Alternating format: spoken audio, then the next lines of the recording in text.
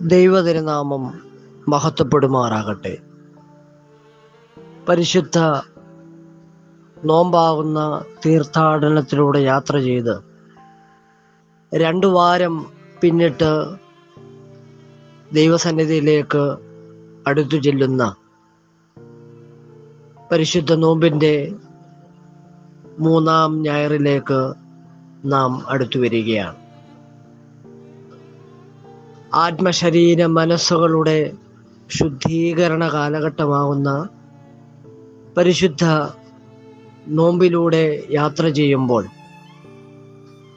ക്രിസ്തു ആഗ്രഹിക്കുന്നത് ഓരോ മനുഷ്യനും അവൻ്റെ ജീവിതത്തിൻ്റെ എല്ലാ പ്രതിബന്ധങ്ങളും പ്രതിസന്ധികളുമെല്ലാം മാറി ശുദ്ധീകരണ തലത്തിലേക്ക്, വിശുദ്ധിയുടെ തലത്തിലേക്ക് വളരുവാനും ഉയരുവാനും ക്രിസ്തു നമ്മോട് ആഹ്വാനം ചെയ്യുന്നു.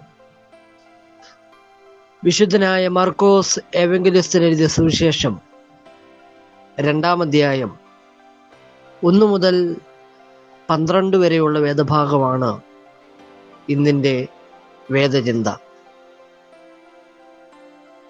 കർത്താവിൻ്റെ സന്നിധിയിലേക്ക് ഒരു 4 പേർ ഒരു പക്ഷവാതക്കാരനെ ചുവന്ന് കൊണ്ടുവരുന്ന ചിത്രം നാം ഇതിൽ കാണുകയാണ്. വളരെയേറെ ജനം ക്രിസ്തുവിൻ്റെ സുവിശേഷം കേൾക്കുവാൻ അവൻ്റെ അരികിലുണ്ട്. ഈ പക്ഷവാതക്കാരനെ അവൻ്റെ സന്നിധിയിൽ എത്തിക്കുവാൻ തക്കവണ്ണം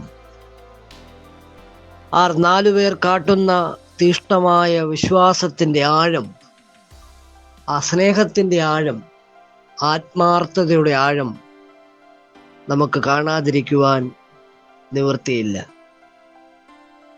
യഥാർത്ഥത്തിൽ ആ 4 പേരുടെ ദൈവസന്നിധിയിലുള്ള ദൃഢമായ ആഴമായ വിശ്വാസമാണ് ആ പക്ഷവാതക്കാരനെ ദൈവസന്നിധിയിലേക്ക് എത്തിക്കുന്നത്.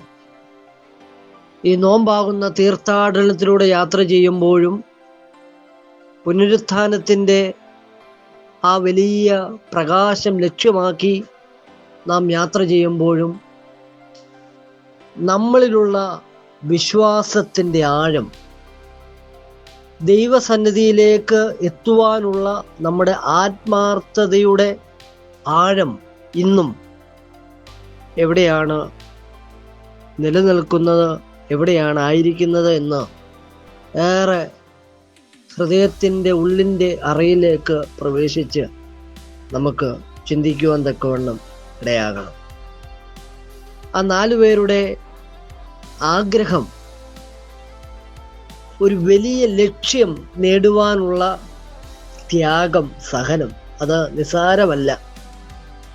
ദൈവസന്നിധിയിലേക്ക് ആ മനുഷ്യനെ ഒന്ന് എത്തിക്കുവാൻ തക്കവണ്ണമുള്ള അവരുടെ ത്യാഗം, അവരുടെ സഹനം, ആ ഒരു വലിയ ലക്ഷ്യം, അത് നമുക്ക് നിസ്സാരമായി കാണുവാൻ തക്കവണ്ണം ഒരു നാളും ഇടയാകത്തില്ല.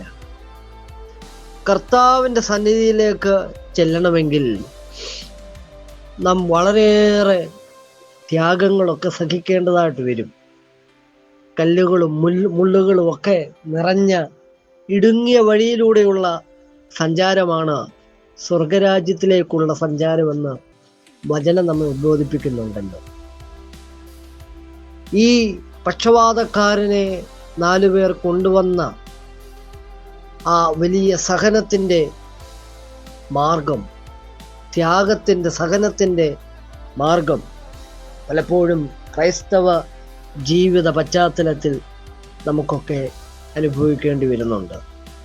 ക്രിസ്തു സന്നിധിയിലേക്ക് ചെല്ലുമ്പോൾ ത്യാഗങ്ങളും സഹനങ്ങളും ഒക്കെ സഹിച്ച് ചെന്നു ചേരുമ്പോൾ യഥാർത്ഥത്തിൽ പുനരുത്ഥാനത്തിൽ നാം കാണുന്നത് പോലെ ആ ഒരു വലിയ തേജസ്സിൻ്റെ മഹത്വം, പ്രകാശത്തിൻ്റെ വെളിച്ചത്തിൻ്റെ മഹത്വം നമുക്ക് ദർശിക്കുവാൻ, നമ്മളിലേക്ക് സംശീകരിക്കുവാൻ ഇടയാകട്ടെ. ആ 4 ആളുടെ വിശ്വാസത്തിൻ്റെ ആഴത്തിലേക്ക് ഇറങ്ങിച്ചെല്ലുവാൻ ഈ നോമ്പാവുന്ന തീർത്ഥാടനത്തിലൂടെ യാത്ര ചെയ്ത് വിയർപ്പിൻ്റെ പെരുന്നാളിനെ കൊണ്ടാടുവാൻ ഈ സുവിശേഷ ഭാഗങ്ങൾ, ഈ ചിന്തകൾ, ഈ ജീവിതത്തിൻ്റെ പല അവസ്ഥകളിൽ നാം നേരിടുന്ന പ്രതിസന്ധികളിലെല്ലാം അതിനെ അതിജീവിക്കുവാൻ തക്കവണ്ണം ഈ വേദഭാഗങ്ങൾ നമുക്കിടയാക്കട്ടെ എന്ന് ഹൃദയപൂർവ്വം പ്രാർത്ഥിക്കുന്നു.